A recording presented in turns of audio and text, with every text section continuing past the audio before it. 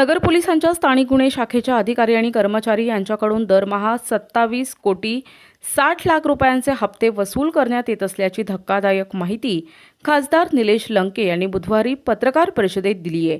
यावेळी लंके यांनी पोलीस वसूल करत असलेल्या हप्त्यांचे रेट कार्डच जाहीर केले। यावेळी बोलताना खासदार लंके म्हणाले की पोलीस दलातील 2% अधिकारी आणि कर्मचाऱ्यांमुळे संपूर्ण पोलीस दल बदनाम होत आहे। समाज भयभीत झालाय। अवैध धंद्यांना कोण पाठशी घालतंय, कुणाचा तपास का लागत नाही। स्थानिक गुन्हे शाखेचे पोलीस निरीक्षक दिनेश आहेर हे चुकीच्या कर्मचाऱ्यांची ऑर्डर आपल्या विभागात करून घेत आहेत। सायबर विभागात बदली असलेले कर्मचारी स्थानिक गुन्हे शाखेत काम करतायत। याच विभागाची प्रोत्साहनपर बक्षिसं घेत आहेत।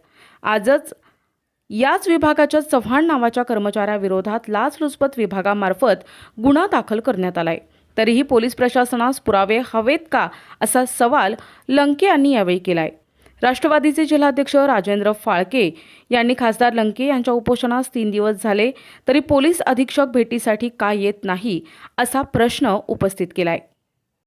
272 कोटी रुपयाचं वर्षाला कलेक्शन 372 कोटी दिवसाला 1 कोटी दिवसाला 1 हा लोकशाहीचा अपमान नाही। निश्चितपणे एक कुठेतरी पोलिसांमधला माणूस जागा होऊन एक संवेदनशीलता कुठेतरी दाखवायला पाहिजे होती। इथं येऊन लोक रडतायत, त्यांच्या वेदना इथं वाट मोकळी करण्याचं व्यासपीठ खरं मी तर म्हणेल खासदार साहेबांनी या ठिकाणी उपलब्ध करून दिलेलं आहे। आणि ज्या पद्धतीनं LCBतल्या काही लोकांनी, आम्ही सगळे पोलीस दोषित असं म्हणतच नाही आहे, पोलीस दलातील प्रतिमा काही निवडक लोकांनी जो नंगा नाच इथं घातलेला आहे, हैदोस मी आज म्हणजे इथं आल्यावर जे अक्षरशः लोकांचे ऐकलं असं मन हिलावून जातं, इथपर्यंत खरं माणुसकी विसरून नंगा नाच घातलाय खरं काय।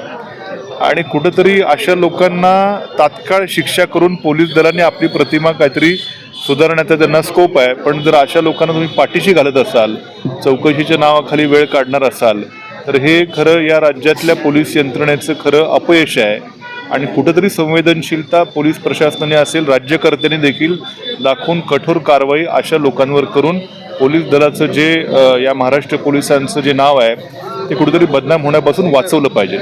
याच्यामध्ये लोकप्रतिनिधी ऑफिसर बसले असताना पोलीस कारवाई करत नाही किंवा पोलीस पुढे येत नाही, याच्यामुळे राजकीय दबाव आहे असं वाटतं। निश्चितपणे ना, आता एक संसदेतला खासदार या ठिकाणी आहेत, इथे एक आमदार देखील सपोर्टला आलेला आहे। असे जिल्ह्यातले लोकप्रतिनिधी येताना जर काय पोलीस दल जर काय करत नसेल तर निश्चितपणे काहीतरी आम्हाला शंका घेण्यास वाव आहे की राजकीय काहीतरी यांना सूचना आल्या असतील की, आणि राजकीय आशीर्वाद असल्याशिवाय इतकं एवढं मोठं आंदोलन, एवढे जबाबदार लोकप्रतिनिधी असताना देखील जर काय होतं, निश्चितपणे कुठेतरी राजकीय याला हे असण्याची शक्यता नाकारता येत नाही।